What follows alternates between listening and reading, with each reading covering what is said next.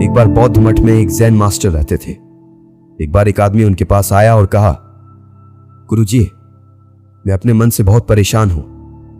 मेरे मन में हर समय कई विचार आते ही रहते हैं। कृपया मुझे इन विचारों को कम करने के लिए कोई मंत्र दे। जैन मास्टर ने उसकी ओर देखा और कहा, तुम हर दिन ध्यान करना शुरू कर दो। धीरे धीरे ध्यान करने से आपका मन शांत होने लगेगा।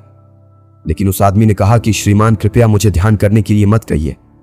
मैं ध्यान नहीं कर सकता, क्योंकि जब मैं ध्यान करने की कोशिश करता हूं तो मेरे दिमाग में और भी विचार आने लगते हैं और ज्यादातर विचार नकारात्मक होते हैं, जो मेरे दिमाग को और बेचैन कर देते हैं।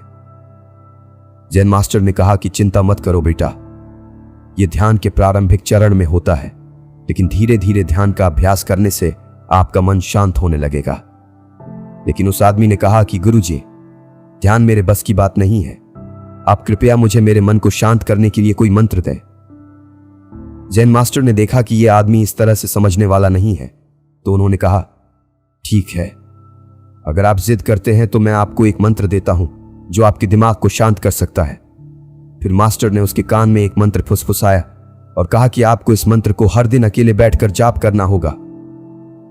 वह आदमी बहुत खुश हुआ और बोला, धन्यवाद गुरुजी, मैं इस मंत्र का प्रतिदिन जाप अवश्य करूंगा। जैसे ही वह जाने के लिए वापस मुड़ने वाला था, जैन मास्टर ने कहा, लेकिन एक बात याद रखें कि इस मंत्र का जाप करते समय बंदर के बारे में न सोचें, अन्यथा मंत्र अप्रभावी हो जाएगा। उस आदमी ने कहा, गुरुजी, मैं बंदर के बारे में क्यों सोचूंगा? मैंने अपने पूरे जीवन में कभी बंदर के बारे में नहीं सोचा। आप इसकी चिंता न करें। और वह वहां से चला गया। वह आदमी खुशी खुशी घर वापस आया और मंत्र जपने बैठ गया। जैसे ही उसने मंत्र का जाप करना शुरू किया, उसे ज़ेन मास्टर के शब्द याद आए कि जब आप इस मंत्र का जाप करें तो बंदर के बारे में न सोचें। जैसे ही उसे गुरु की बातें याद आईं, उसके दिमाग में बंदर की तस्वीरें आने लगीं। वह बंदर के विचारों को नजरअंदाज करने की कोशिश करने लगा, लेकिन जितना ही उसने बंदरों को नजरअंदाज करने की कोशिश की, उतने ही उसके दिमाग में बंदर आने लगे और कुछ समय बाद उसका दिमाग बंदरों से भर गया। उस आदमी ने सोचा कि ज़ेन मास्टर ने मुझे यह निर्देश क्यों दिया? अगर वह जानता था कि बंदर एक मुसीबत है तो उसे इसका उल्लेख नहीं करना चाहिए था। वह आदमी परेशान हो गया।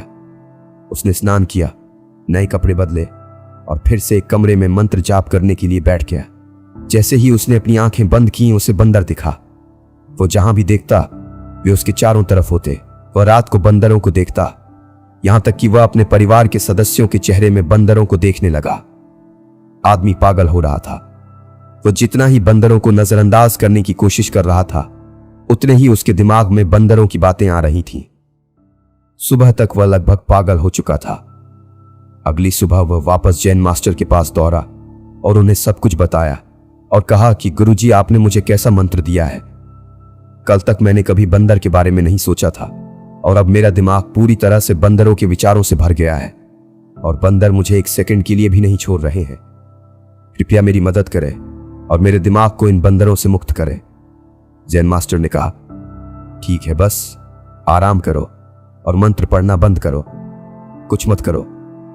वह आदमी निश्चिंत होकर बैठ गया और मंत्र पढ़ना बंद कर दिया। उसे आश्चर्य हुआ कि अब बंदर का तो ख्याल ही नहीं रहा। सब कुछ सामान्य हो गया। तब ज़ेन मास्टर ने कहा कि मेरे दोस्त, मैं तुम्हें हमारे मन की प्रकृति के बारे में बताना चाहता था। कभी भी अपने मन से लड़ने की कोशिश मत करो। मन एक गति की तरह है। स्प्रिंग को जितना दबाओगे उतना उछलेगा। इसी तरह आप अपने मन को जितना दबाने की कोशिश करेंगे, वह उतना ही मजबूत होता जाएगा। शांत रहे, मन के विचारों को देखना शुरू करें और आप पाएंगे कि आपका मन धीरे धीरे अपने आप शांत हो जाएगा। और मन को देखने के लिए आपको ध्यान करने की आवश्यकता है। अगर हम अपने जीवन में देखें तो पाएंगे कि हमारा मन एक बंदर की तरह है, जो हर समय बेमतलब इधर उधर उछलता कूदता रहता है। यदि आप इस बंदर मन को बलपूर्वक रोकना चाहते हैं तो आप ऐसा नहीं कर पाएंगे। जैसे जितना अधिक आप उसके स्प्रिंग को दबाने की कोशिश करेंगे, उतना ही वह उछलेगा।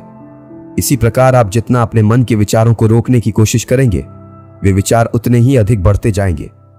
शांत रहे, मन के विचारों को देखना शुरू करें।